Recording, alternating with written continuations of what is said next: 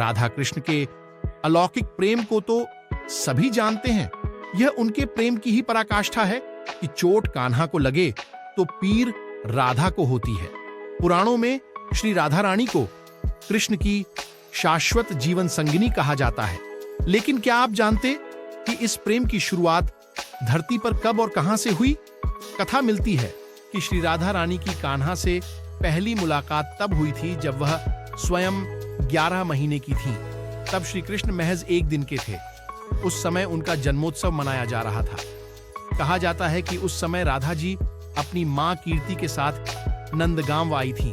तब वह अपनी माता की गोद में थीं और कन्हैया पालने में।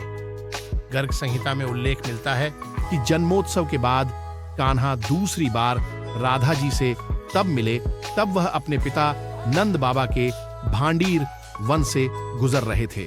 कहा जाता है कि उसी समय नंद बाबा जी के सामने एक दिव्य ज्योति प्रकट हुई।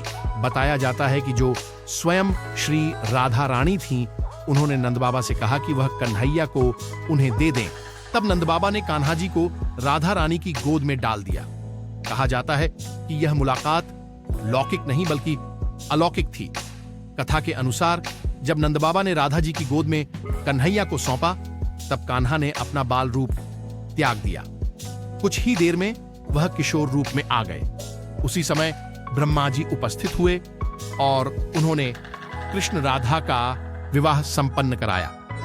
कथा के अनुसार कुछ दिनों तक राधा कृष्ण एक साथ उसी वन में रहे और फिर राधा रानी ने पुनः बाल रूप के श्री कृष्ण को नंद बाबा को सौंप दिया। कहा जाता है कि वन की मुलाकात के बाद राधा जी और कान्हा संकेत नाम की जगह पर हुई थी।